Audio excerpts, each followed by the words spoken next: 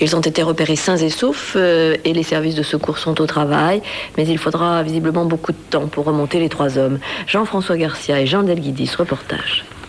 Entrés hier matin dans la grotte Véronique, sur le flanc des gorges qui surplombent l'Hérault, les 3 spéléologues, tous montpelliérains, ont été surpris par la montée des eaux de pluie à hauteur de 2 siphons qu'ils n'ont pas pu franchir pour remonter à la surface. Alertés depuis hier soir, 50 pompiers et spécialistes sont sur place.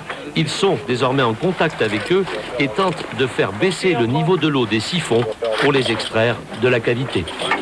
Tu peux envoyer plusieurs d'un coup, hein. Actuellement, on a eu des contacts visuels et oraux avec eux, donc on sait qu'ils sont en bonne santé. On leur a amené de quoi se réchauffer, de quoi de renourrir de façon correcte, et actuellement ils sont en position d'attente. Je suis tout à fait confiant. La décrue de l'Hérault derrière nous est favorable pour nous. L'Hérault baisse à peu près de 15 cm/h. Donc, vraisemblablement, d'ici ce soir, nos collègues seront en surface. Un optimisme partagé par les familles qui n'occultent pourtant pas l'évidence. Malgré les bulletins météo alarmants diffusés en fin de semaine sur la région, les 3 hommes, spéléologues expérimentés, nous dit-on, ont fait le choix de descendre dans la grotte, oubliant les risques. Ils savaient que ça pouvait tourner mal. Je ne sais pas, je ne suis pas à leur place. Je suppose que oui, ils devaient connaître quand même le risque, quoi.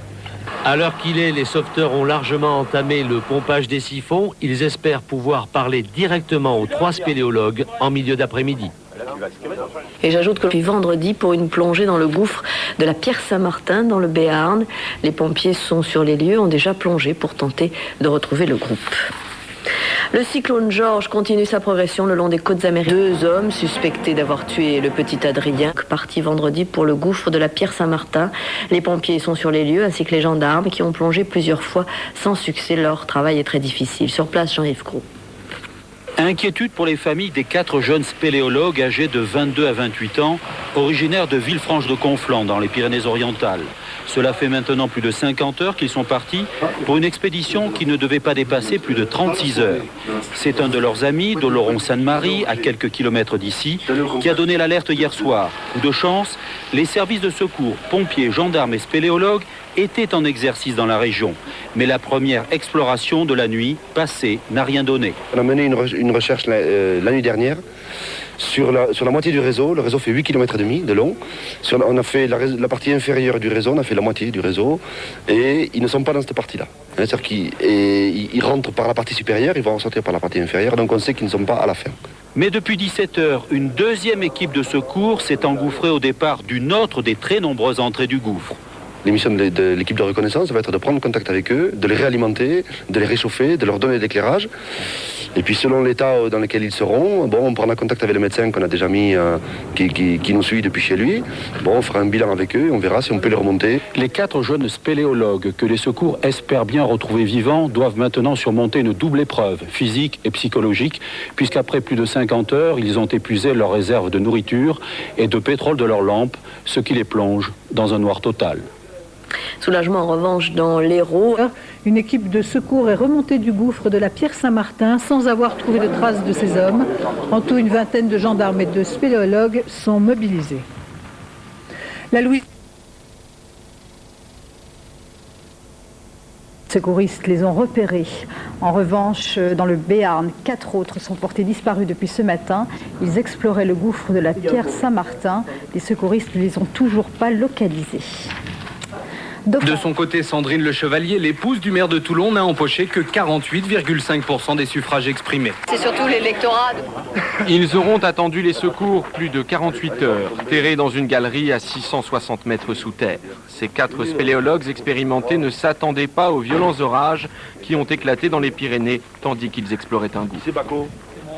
L'eau est montée subitement. On a vu la coulée marron qui arrivait comme ça. On a fait une marque en 2 secondes. À vue d'œil, elle montait rapidement. Là, on a pris un bon coup de flip.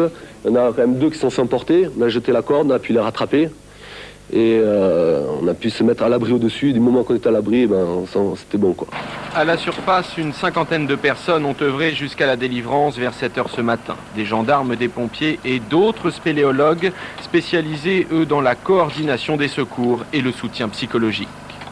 On était contents de nous voir arriver. Puis petit à petit, on les a réconfortés, on a fait chauffer un peu des vivres qu'on a apportés, et puis petit à petit, bon, ils ont senti que ça allait mieux, quoi. Puis on est parti. Des sauveteurs qui soulignent que la réussite d'un tel sauvetage dépend avant tout des bons réflexes des victimes. Ne pas céder à la panique, organiser un campement de fortune et toujours signaler à un proche l'itinéraire emprunté et la durée prévue de l'expédition. Le gouvernement fait un geste en faveur des transporteurs routiers. Ils vont bientôt bénéficier d'un gazole moins cher que celui des... Ah, c'est cool! Ça va? Ouais, impeccable. Après 66 heures passées sous terre, dont une bonne journée dans le noir total, froid et humide, la remontée à l'air libre avait ce matin pour les 4 rescapés un air de renaissance, vivant, sans blessure aucune, mais visiblement épuisé, avec dans le regard le cauchemar qu'ils ont vécu samedi à 3 heures du matin, quand un terrible orage a fait brusquement monter les eaux du Grand Canyon à moins 600 mètres. C'est vraiment quand l'eau est montée subitement, on a vu la coulée marron qui arrivait comme ça, on a fait une marque en 2 secondes, à vue d'œil elle montait rapidement. Là on a pris un bon coup de flip, il y en a quand même 2 qui se sont fait emporter, on a jeté la corde, on a pu les rattraper. Les 4 jeunes spéléologues ont vite réagi. Ils ont gonflé leurs pneumatiques et sont restés perchés 7 heures, attendant que l'eau baisse. Ils ont alors appliqué les strictes règles de survie. Ils ont commencé à réduire la nourriture, à économiser le carburant, à se mettre à l'abri. Une fois qu'ils ont paré au plus pressé, ils sont mis après dans un autre endroit beaucoup plus sécuritaire pour attendre, parce qu'ils savaient qu'ils allaient attendre des heures et des heures. Une attitude qui a forcé l'admiration des sauveteurs quand ils les ont retrouvés. Moi, je pense qu'ils ont quand même fait preuve de courage, parce qu'après avoir passé plus de 50 heures sous terre à grelotter, je pense qu'il fallait quand même se sortir par leurs propres moyens quand même. Car les 4 rescapés ont tenu à remonter eux-mêmes le plus rapidement possible. Attention à l'eau les gars. Justice.